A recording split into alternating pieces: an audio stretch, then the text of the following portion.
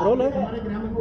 बताएं यार किस तरीके से आप देख रहे हैं, क्योंकि ये बिहटा औरंगाबाद रेल परियोजना संघर्ष समिति के द्वारा आप लोग आए हुए हैं, क्या मुख्य मांगे हैं आपकी सरकार से? 16 साल पहले बिहटा औरंगाबाद रेल परियोजना का आधारशिला तत्कालीन रेल मंत्री आदरणीय लालू प्रसाद जी ने रखा था, और उसके 3 साल के बाद आज वर्तमान के मुख्यमंत्री और तत्कालीन रेल मंत्री श्री नीतीश कुमार जी अरवल में जाकर आधारशिला को रखा और कहा कि 3 साल के अंदर ये रेल परियोजना विधिवत काम करने लगेगा, काम का प्रारंभ हो जाएगा, काम शुरुआत हो जाएगा। लेकिन 16 वर्षों से हम लड़ रहे हैं, 16 वर्षों से ये लाए रेल मंत्री के फाइल में धूल चाट रहा है, और इसमें 4 सांसद आते हैं, और चारों सांसद भारतीय जनता पार्टी और एनडीए के हैं। जनता का एक सूत्री डिमांड है, ये 4 लोकसभा क्षेत्र, ये पाटलिपुत्र लोकसभा जो पटना है, और उसके बाद में जहानाबाद लोकसभा निर्वाचन क्षेत्र, उसके बाद में काराकाट लोकसभा निर्वाचन क्षेत्र और औरंगाबाद लोकसभा निर्वाचन क्षेत्र, यानी 4 लोकसभा सीटों में 2009 में, 2014 में और 2019 में ये दोनों बार एनडीए के 4 सीट देने का काम किया बिहार की जनता ने, इस रेल परियोजना से जुड़े लोगों ने। लेकिन वादा खिलाफी हुआ, नाइंसाफी हुआ, सरकार आज भी हमें ठगने का काम किया। आज हमें प्रदर्शन आखिरी ऐसे समय में आए हैं, करने आए और बताने आए हैं, अब तो बचा भी नहीं है आपके पास।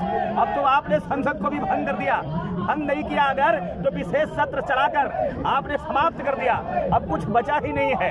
अब तो आपके पास मुझे लगता है कुछ नहीं है, लेकिन अब जनता के पास बच गया है। वादा बिलापी को जो सजा देना है, जनता 2024 में जो खासकर चुनाव है, वो चुनाव में 4 सांसदों को सजा देगी, और 4 सांसदों को मैं कहना चाहूंगा, अरे अब आप कहां जाओगे?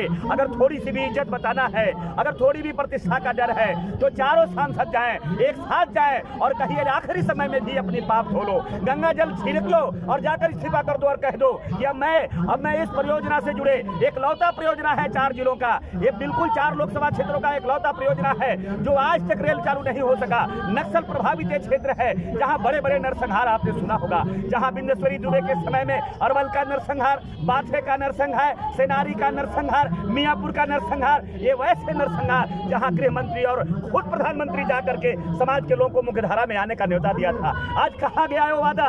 क्या टूट गया भारत के सारे संवैधानिक सिस्टम? क्या टूट गया कानून का सारा सिस्टम? कि आपने यहाँ की जनता के साथ इतनी बड़ी वादा खिलाफी किया, आपने जनता के साथ इतना बड़ा धोखा किया, और ये धोखा का आप सजा देने का वक्त आ गया है। अगर चेतना है तो माननीय सांसद महोदय, आपको भी प्रतिलिपि भेज रहा हूँ, मेमोरेंडम के बाद प्रतिलिपि भेज रहा हूँ। अगर नहीं आए, अपनी बेइज्जती और दुर्गति से अगर बचना है तो आप जाकर सामूहिक दबाव बनाओ और उन्हें कहो कि अभी समय बचा है, अभी 7-8 महीना समय इस सरकार का कार्यकाल है, और रेलवे में बजट में ऐसा कोई प्रावधान नहीं है कि रेल बजट में ही दिया जा सकता है। आज भी आप दे सकते हैं, अभी राशि को विमुक्त करो, वरना जनता, अगर आप 10,000 का भाषा अगर जानते हो, मैं आपको जानकारी कर दूं, जो रेलवे लाइन जहां से कनेक्ट हो रहा है, इसी बिहटा के अंदर जहां से मांग हो रही है, उसी बिहटा में हम लोगों ने आंदोलन किया था। उस क्षेत्र के 50,000 से 52,000 लोगों ने 8 घंटा रेलवे को बंद करने का काम किया था, जिससे 4 राजधानी और लगभग 90 ट्रेन बाधित हुआ था।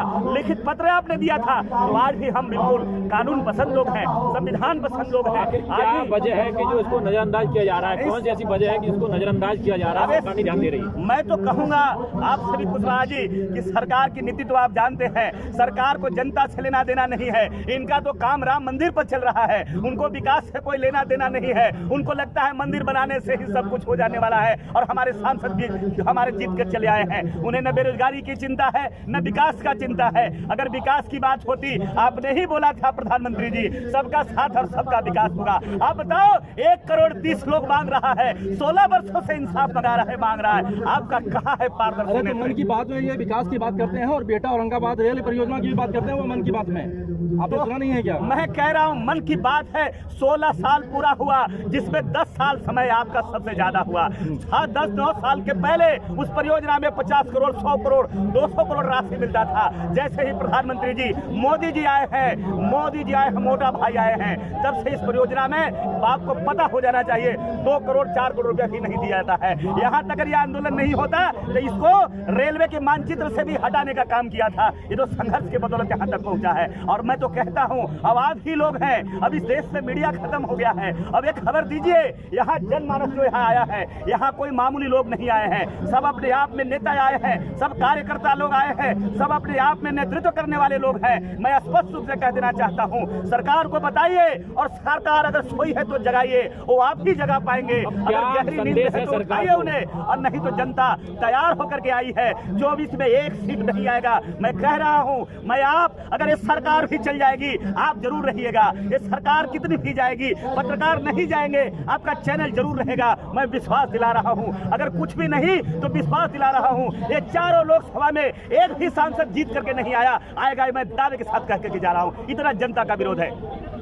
जिस तरीके से आप प्रतिरोध कर रहे हैं, विरोध कर रहे हैं, इससे क्या कुछ हासिल होने वाला है? जबकि रेल मंत्री अश्विनी वैष्णव जो है वो अलग अलग रेलवे लाइनें बिछा रही है और अलग अलग रेलवे परियोजना के द्वारा पूरे रेल को भारत के अंदर में ला रही है, नई नई योजनाएं ला रही है। मुझे पता है कि रेलवे को इनको प्रामाणी का रेलवे इनको बनाना है, ये देश में अडानी का इन्हें रेलवे बनाना है। लेकिन हम तो लोकतंत्र में और संविधान में विश्वास करने वाले लोग हैं। हम तो लोकतंत्र जानते हैं कि गोली से चलता है, गोली से नहीं चलता है। लेकिन अगर गोली चलाने भी वाले लोग हैं तो उन्हें हम सचेत कर देना चाहते हैं। ये लंबे समय तक अडानी के गोद में नहीं बैठोगे, अंबानी के गोद में नहीं बैठोगे।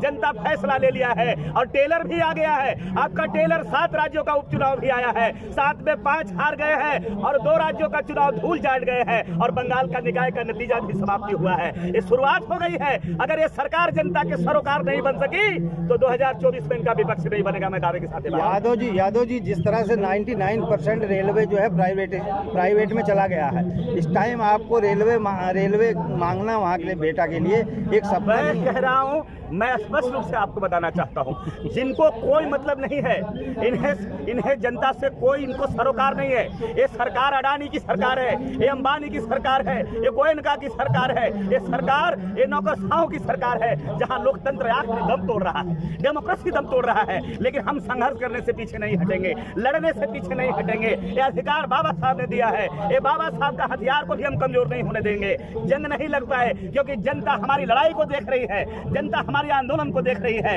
इस लड़ाई से जनता निर्णय लेगी और इनका सफाया होगा। इस अपडेट पाने के लिए हमारे चैनल क्लाउड न्यूज को अभी लाइक करें, सब्सक्राइब करें और बेल आइकन दबाना बिल्कुल ना भूलें।